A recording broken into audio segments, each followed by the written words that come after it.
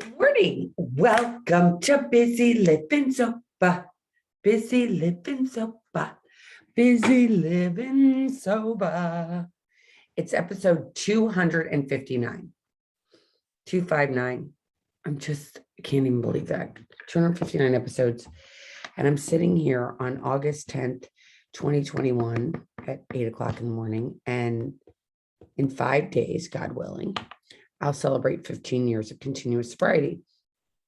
And I think to myself, 15 years of continuous sobriety. Wow, wow, wow, wow. And it's a crazy, crazy thing because, as many of you listeners know, alcohol was such a big part of my life prior to getting to sober. Like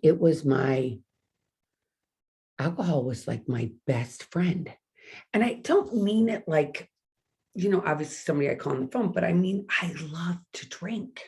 I loved drinking. I love partying. I loved it. It was like my favorite thing. At 13, I started drinking. And, I was raised in a house where drinking was totally what everybody did. And I remember still to this day looking at grown-ups, because back then, grown up, at least when I was younger, and I was born in 1968, if that helps. But I'd look at my parents, and they'd be dressed nicely, and they'd be at a party, and they'd have a pretty drink, and they'd be jovial, and they'd be having fun. And I'd be like, I can't wait to do that. I can't wait to do that. I knew alcoholism was a thing because, for better or worse, my parents talked about their mothers and how they drank too much and how they were alcoholics. And so I knew what an alcoholic was, and it was the last thing I wanted to be. And but they always drank, and they never stopped drinking, either of my grandmothers. They just drank till the end. But I was and the only reason I'm regurgitating what my past was like is just to bring people that are new to listening to my podcast, or people that want to relate, because I feel like even though I have long-term sobriety, I still remember what it was like. I still remember the buzz. I still remember that last time I had a drink. And it's interesting because some people say, I don't remember my sobriety date. I don't know what my sobriety date is or whatever. And I'm always like, oh my God, I remember mine. And I remember 15 years ago, I was drinking a lot. I was in a lot of pain. And if you met me as a human, I come off with a lot of bravado. I've got a lot of energy. I hold confidence. So I hold myself high. But inside of here was this, this was the shell that I wore, that it's like, I got this, I got that, I got this, I got that.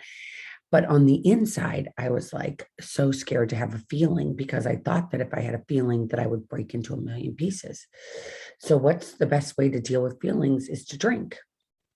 So I drank those feelings away for many, many, many, many years. From 13 to 37, I drank. And I never tried to get sober prior to getting sober. I never tried to cut down. I never tried to drink different drinks. Maybe I did. Maybe I would try not to have too many dirty martinis. That was my one thing. I would be like, if I have one dirty martini, I have two, and then I have three, and then I'm on the ground, because that's just what I am. I get really drunk, and I can't walk, and but that you can't understand anything I say. So that's the way I drank. And I would be in a pretty dress, and I lived in a pretty house in a pretty neighborhood and all that, but I still would be there totally wasted at the prettiest party with all the prettiest people. And there I would be with my drink, and I'd be going in and out of blackouts. I don't remember this, but I think that must have been what happened, because I don't really remember a lot. And I was a blackout drinker. And people might say, what does that mean? And I mean by that I didn't, I black out. I would not remember the next day. Nothing. And some people now I see on memes, and I see on, for instance, the reality TV shows, they really talk about how, oh, I blacked out last night, I don't remember what happened. And they think it's funny. But for me, I was like, shit, that's kind of scary looking back. I don't remember a lot of things.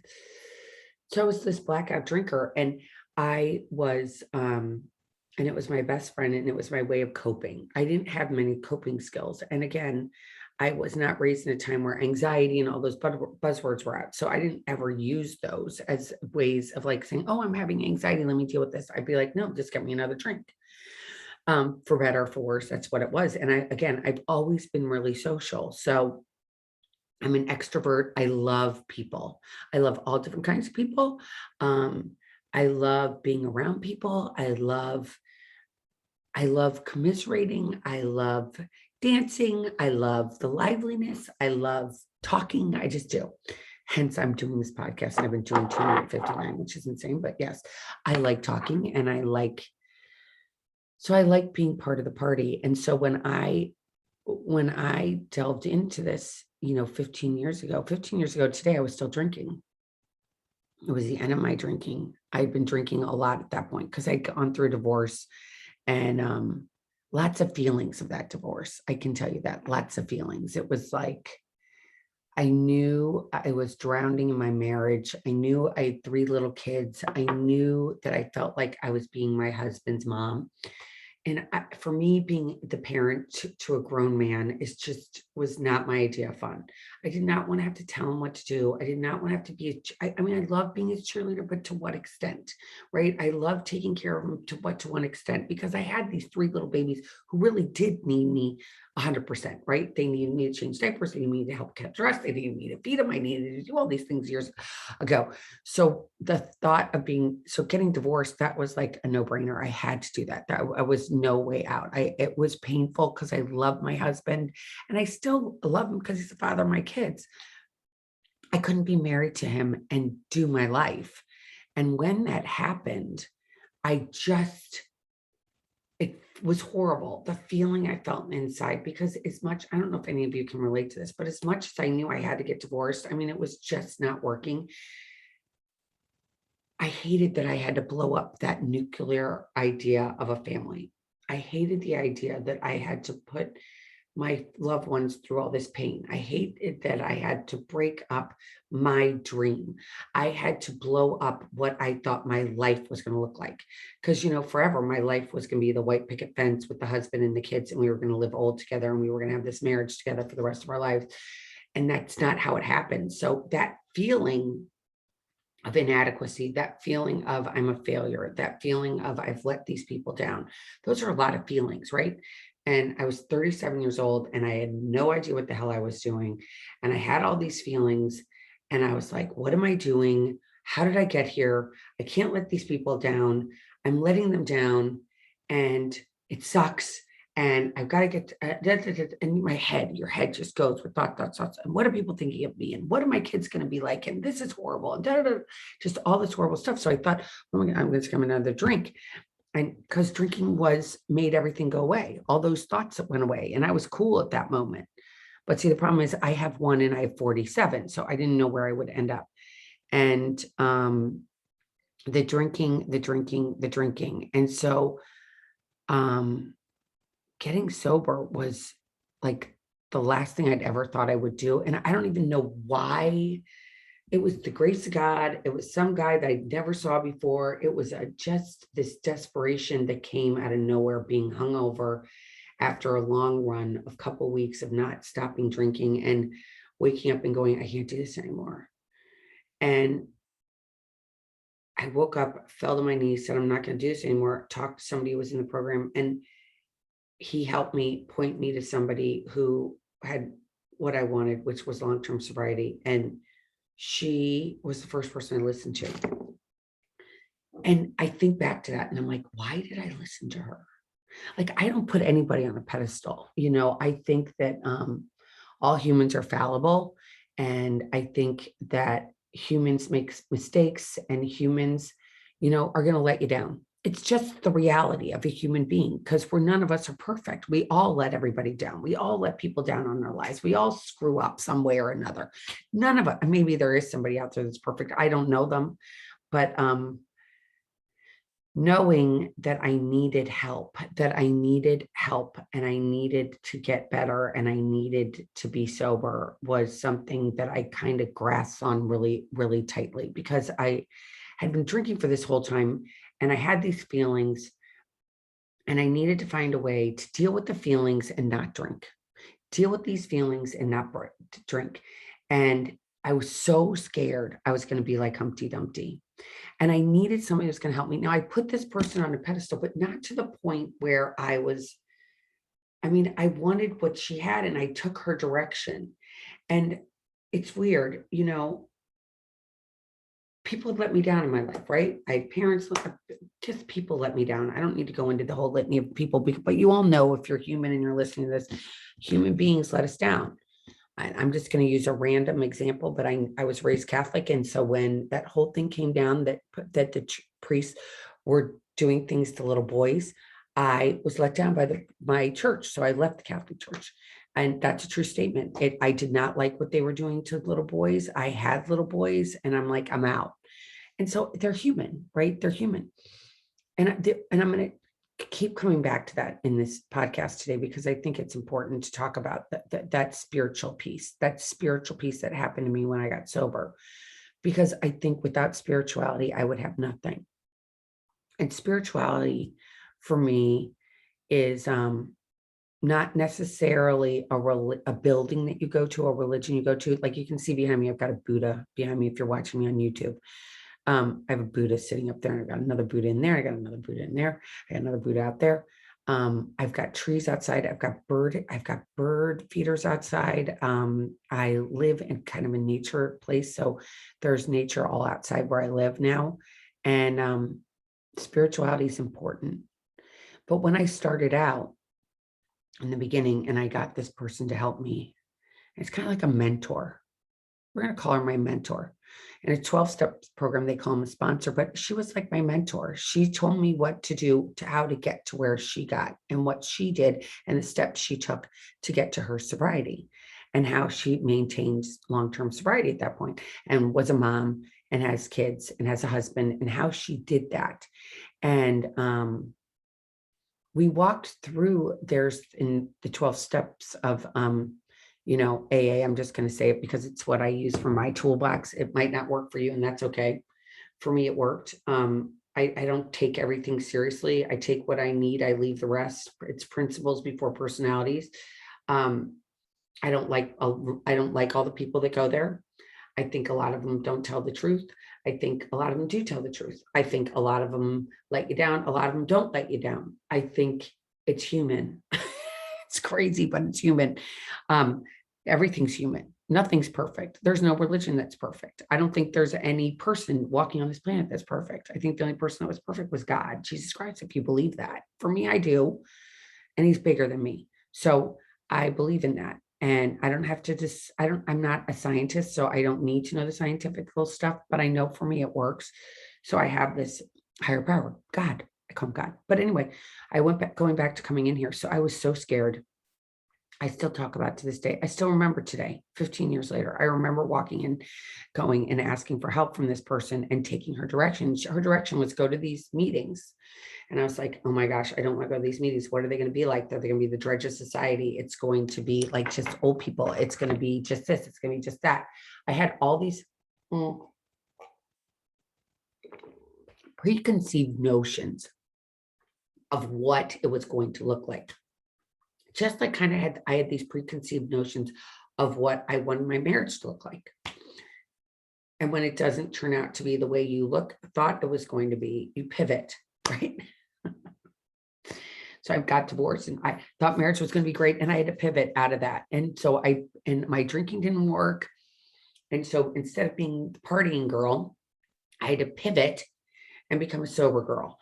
And I think pivoting in our life is something that we have to do all the time. And I think sometimes we're on a trajectory that's really great and it's going well it might be 10 years, it might be 20 years, it might be 30 years, it might be 20 days, it might be 2 months, it might be 3 months. And you might realize I'm on this path and I don't like it and I need to pivot. We all need to take time to pivot. So if we're drinking too much and it's time to pivot to sobriety, it's it's an amazing change that we receive from pivoting and getting sober. And it's been an interesting ride in that the longer that I've been on this journey, it's not about the drinking anymore.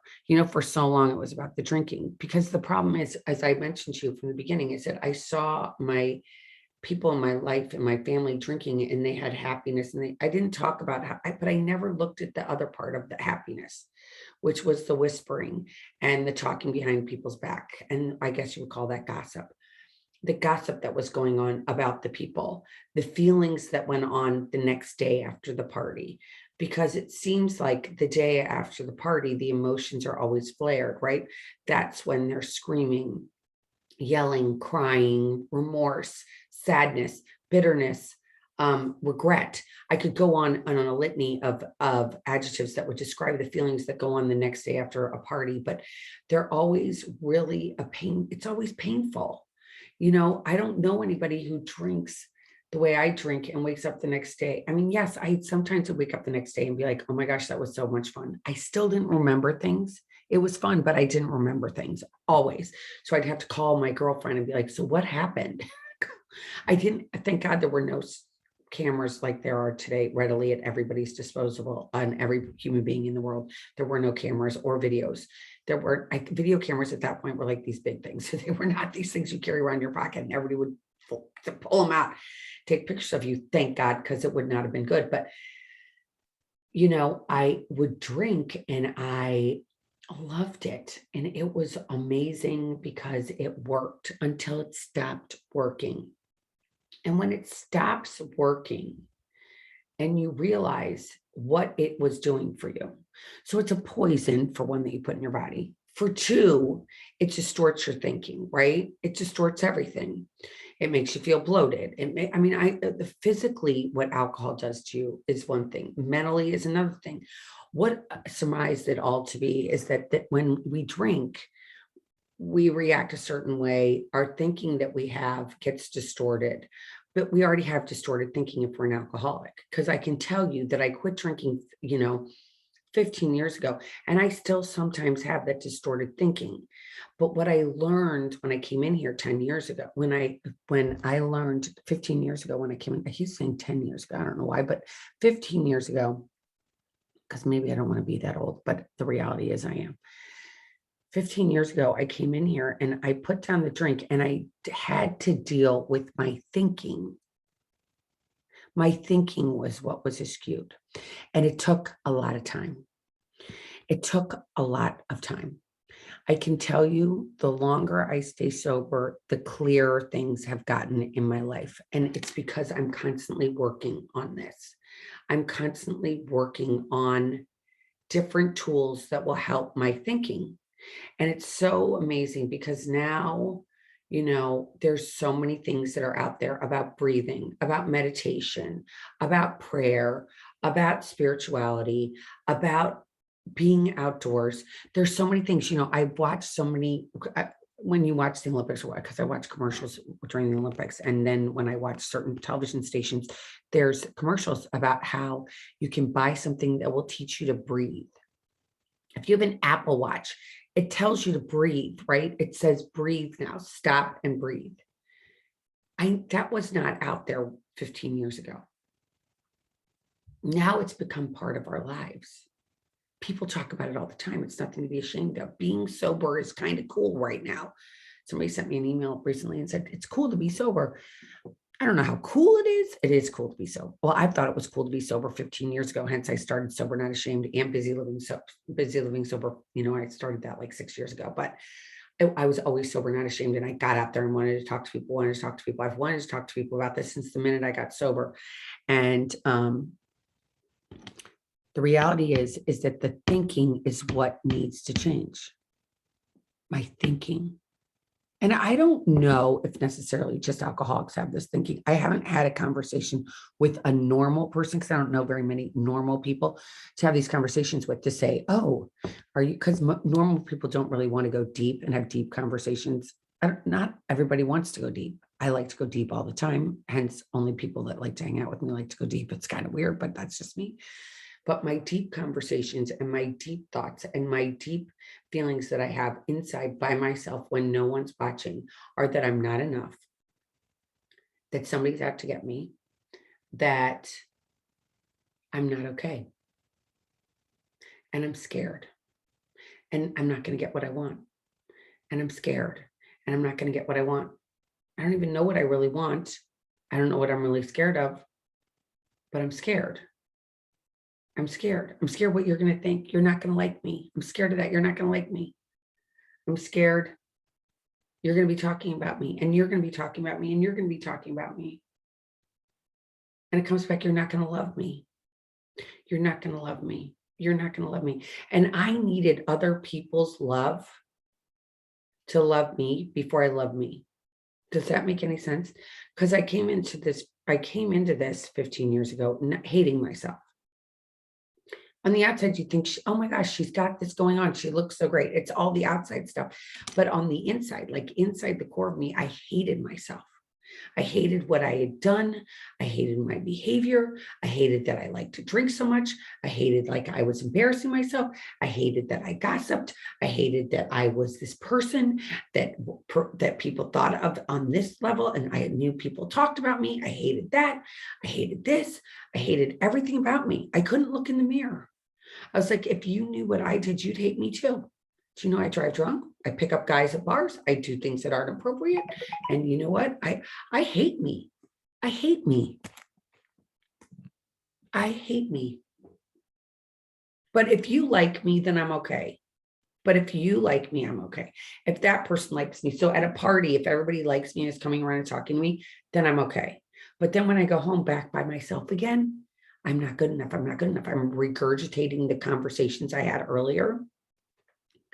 And I'm sitting there and I'm going, oh my gosh, it's all about everybody else wanting to make Elizabeth happy. And it wasn't until, I don't know the date, I don't know the time, I don't know what year it was, but I realized that I had to fall in love with Elizabeth. I know I was single when this happened though, but I knew I had to fall in love with me. And that was a really hard thing because I had these voices in my head that I had carried around since I was a little kid. You're not good enough. You're not this enough. You're not that enough. And I believed those loud voices of others that were in my head over my belief, which is that God loves me. I'm okay. Everything's okay. I love me. I'm good enough. Did I try hard today? Yes. Was I a good person today? Yes. Did I love my neighbor? Yes. Was I worked on the gossip. I still have to work on the gossip thing. It's a human nature thing. I'm a woman. I live in a community. Everybody gossips. It's just something people do. I'm trying to work on that still until today. With almost 15 years, it's one of my things I work on. But that thought of falling in love with me was really hard. And it was really, really hard. And it took a lot of time and a lot of practice and a lot of work. And I don't mean physical work, but sometimes it was physical. Sometimes it was literally getting on my knees and praying to God, please take away these voices that are in my head that are telling me that I'm not good enough. That's what I had to do. Take them away, God. Please take these voices away because they were so loud. That was the voices, was the loud voices that said, you're not good enough. I had to make that go away. I didn't have alcohol to make those voices go away. So, and no human power could make it go away. So I had to pray for them to go away. I would sometimes have to write about those thoughts that I had in my head. Please take away this feeling of da da da da and da da da and da da da and da da da and write it down on a piece of paper. I always have a journal, and I have a journal actually sitting right here. And because when it gets really bad, I have to write about it and say, God, please take this away. Please take this away. Take this away. And the more I did that stuff, those voices started to disappear, and I could really get to become my authentic self and be who I really am at my core, like I was when I was a little girl. Like that heart of that little girl could come back and shine. And all those sayings that were her, all those things that were told to me when I was in elementary school and high school, that I wasn't enough, that I didn't do this well enough, I didn't do that well enough. And I came back to me. Those all disappeared. I mean, all those thoughts that I had that I wasn't enough and that everybody's judging me. Well, the reality is everybody can judge me. Everybody can talk about me all they want, and people talk about people. I mean, I think about it and I'm like, I hope at least they're saying good, bad stuff about me. I hope it's entertaining. I hope it's exciting. I hope it's amazing what they're saying about me. Maybe it's terrible, but and make it awesome, whatever, how terrible it is, because it doesn't really matter today, because I don't have to live with the voices anymore. What somebody thinks about me is none of my business. We think that everybody's going to like us. Not everybody's going to like us. Not everybody's going to like us. Not everybody likes this color of blue. Not everybody likes this color of brown. Not everybody likes this white. We all don't react to things the same way. So we aren't going to like everything. We aren't going to like every human being. We can be pleasant to them. We can say hello, but that means we're not going to invite them into our house to have dinner. We might not like them. We don't like them. We don't want to have them over. We get an energy feeling from a person. We don't want to have them over. That's okay. It's okay. You don't have to like everybody. Not everybody's going to like you. When we're in a large arena or a theater, we're going to always be pleasant to everyone. If we belong to the same club and we still don't like somebody, we're going to be nice to them because we're going to be pleasant. But that doesn't mean we invite them into our house. I didn't learn that until I was probably 40 something when I learned that. But sobriety gave me that. And sobriety gave me peace of mind. And when I went back, when I was talking about the spiritual piece, spirituality is such a personal thing. It's a very hard thing to talk about. It's a very hard thing to describe what one finds spiritual. I'm going to try and do this right now with you and see if this helps you at all. But so I was talking about being raised, I was raised Catholic. And so I'd always had a vision of God. It was scary to me as a little girl. I looked up and you'd see Jesus on the cross and with the thorns and the blood in his hands. As a little girl, that's scary to see, I think. And it probably as a little boy to see that and go, oh my gosh, that's really scary. And then you're going to go to hell. And that's scary too. As a little kid, you're like, oh. So all of those feelings were really, really scary that I had when I was little. And so when I got sober and I had to learn about spirituality and finding something that was bigger than me that I could trust. Because again, I said I couldn't trust any humans, but I could trust something that was bigger than me.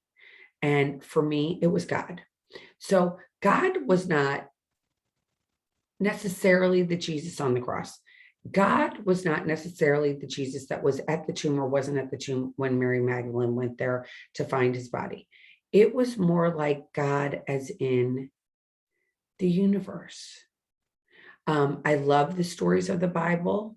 So the New and the Old Testament. So those stories always resonate with me. And I love to hear a good sermon from a priest. They're human and what their take is. And I go to the Episcopal Church, so it's their take on, I think in the Catholic Church too, but in the Episcopal Church, my minister that I adore, Frank Allen, he would say his sermons would always resonate with me because they brought them back to humanness. And so the stories of the Bible would be brought to today's world and I could relate with those. And that was my spirituality. I was like, there's God.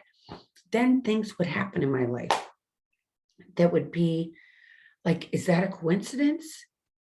Did that just happen on circumstance or was that God? And for me, I'd rather believe that it's God than just saying, oh, it's just a coincidence. And being able just to believe that. And then, the longer I've stayed sober, the more I'm like the bird feeders, the birds coming to your bird feeders. That's very spiritual, isn't it? Watching a hummingbird come, that's very spiritual. I mean, they're so small. I keep seeing them, in the morning. I see these hummingbirds. That's spiritual. That helps me to know that everything's okay. Having something bigger, my dear, dear friend says to me, it's the sun rising and the sun setting is her spirituality. I love that too. That's spiritual for her. But she can rely on that for one day because all we have to do is be sober one day at a time. We don't have to be sober for the rest of our lives. We don't have to be sober for the whole week. We don't have to be sober for the next 5 days. We don't have to be sober for We just have to be sober this minute, this instant.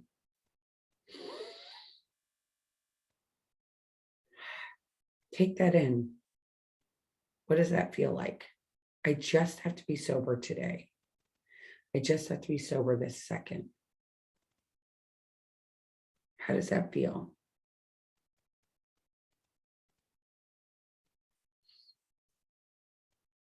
It's not so scary, is it? I couldn't stay sober. I could not have stayed sober if I didn't do it 1 minute at a time, 1 second at a time. Some days it would be 1 hour at a time. Some days it's like, oh my gosh, it's one day. I don't even think about it, but it's taken a little bit of time. In the beginning, I just stayed sober 1 day at a time. 1 day at a time. And some days when stuff was on fire, and I mean there was drama going on. I had ex-husbands, I had kids getting in trouble, not ex-husbands, plural. One ex-husband was enough for me, but I had an ex-husband. Life was dramatic. Fires failing, like going off all around me. And I'd be like, oh my gosh, how am I going to deal with this? Oh my God, I just want to drink and have all this go away. Oh my God. And then I'd have those overwhelming feelings of people talking about me. And I'd be like, oh my gosh, what am I going to do? What am I going to do? What am I going to do? And how am I going to get through this? How am I going to get through this? How am I going to get through this day? I've got to get through this day. Maybe I'll drink tomorrow, but I can't drink today. Okay, well, how am I going to do this? There's 2 other tools, and I'm going to finish up with this, because I don't want to keep you too long. And I only like speaking for, a half an hour on here, but I'm going to pull this up on my phone actually, because there's 2 things that have helped me the entire time I've stayed sober. And there are 2 prayers that literally have saved my ass for the past 15 years. When life gets lifey, when life gets to the point where I want to pick up a drink rather than stay sober, and when in the beginning of my sobrieties, and this is what helped me in my beginning of my sobriety, these 2 prayers. I'm going to put them in the podcast. If you go to busylivingsober.com, you can find these, but I'm going to read you acceptance. And acceptance is the answer to all my problems today. When I'm disturbed, it is because I find some person, place, thing, or situation, some fact of my life unacceptable to me. And I can find no serenity until I accept that person, place, thing, or situation as being exactly the way it is supposed to be at this moment. Nothing, absolutely nothing, happens in God's world by mistake. Until I could accept my alcoholism, I could not stay sober. Unless I accept life completely on life's terms, I cannot be happy. I need to concentrate not so much on what needs to be changed in the world as on what needs to be changed in me and my attitudes. Is that amazing? So everything's exactly what it's supposed to be. It's me. The one thing that needs to change is me. Did you hear that in the prayer? I have to change. I have to change. How am I going to change? Reach out for help. Reach out for help. Do not do this by yourself. It is too hard. I've heard so many people say it's so hard to do it by yourself. I can't imagine not doing this by myself. I can't do this by myself. There's no way I can do this by myself. Getting sober is freaking hard. Okay. Staying sober at times when there's drama going on is hard. So how do you do it? You reach out for help. Call someone. You can always email me at bizzy, BIZZY, at busylivingsober.com. You can also go to busylivingsober.com and you can find all my information on there, but check out busylivingsober.com. There's some great tools on there. There's actually a meeting every day called Morning Hope. It's in the tab on busylivingsober.com. And you can go to an actual AA meeting that's on Zoom, and you don't have to have a passcode or anything. It doesn't cost you any money. You just go, show up, and people will be there to help you. And then I'm going to finish today's podcast with yesterday, today, and tomorrow. There are 2 days in every week about which we should not worry. 2 days which should be kept free from fear and apprehension. One of these days is yesterday, with its mistakes, its and cares, its faults and blunders, its aches and pains. Yesterday has passed forever beyond our control. All the money in the world cannot bring back yesterday. We cannot undo a single act we performed. We cannot erase a single word we said. Yesterday is gone. The other day we should not worry about is tomorrow, with its possible adversaries, its burdens, its large promise, and poor performance. Tomorrow is also beyond our immediate control. Tomorrow, sun will rise in splendor or behind a mask of clouds, but it will rise. Until it does, we have no stake in tomorrow, for it is yet unborn. This leaves only one day, today. Any man can fight the battles of just one day. It is only when you and I add the burdens of those two awful eternities, yesterday and tomorrow, that we break down. It's not the experience of today that drives men mad. It is remorse or bitterness for something which happened yesterday, and the dread of what may wait. It's not the experience of today that drives men mad. It is remorse or bitterness for something which happened yesterday, and the dread of what tomorrow may bring. Let us therefore live but one day at a time. I'm putting this on the little bio of my podcast. Print it out. Print this out if you can. Copy, paste it, put it in something, print it out, carry it in your pocket, put it on a small card, do whatever you need to do. Yesterday, today, and tomorrow, I carried this in my pocket. I read it like 800 times a day because my brain went to all this stuff that happened yesterday or an hour before, or my brain was so worried about what I was going to do tomorrow that I would always never stay in today. Reading that prayer saved my butt. It taught me how to stay in today. The breathing helps you stay in the day. 15 years, you guys. It's been fun. There's been major heartache. I've lost many dear friends. Unfortunately, my bestest friends in the whole wide world are gone. And I didn't drink over it. And I've been a mom for 15 years to my kids, which is something I've never regretted quitting drinking. Never. I never regretted. I never, ever, ever have regretted me taking this first day of sobriety. I never regretted it. And I don't think I ever will. I don't think you will either. And just know you're not alone. You know, busy living sober is all about getting busy living sober. Get busy living in your life and have an amazing life. And don't let booze bring you down anymore. It's had enough of you. I don't regret it. I had a great time for 37 years. But boy, oh boy, life has been amazing this back nine so far. And reach out to me with, if anything, just reach out. If you've got questions and comments, anything, please reach out to me. And remember to keep getting busy living sober. Bye-bye, everybody. Take care. Thanks for listening and thanks for watching. Kisses to everybody out there. Big hugs. And know I'm cheering for you. Go, team, go. Go, team, go. Let's do it. Let's get busy living sober. Busy living sober. Bye, everybody. Take care.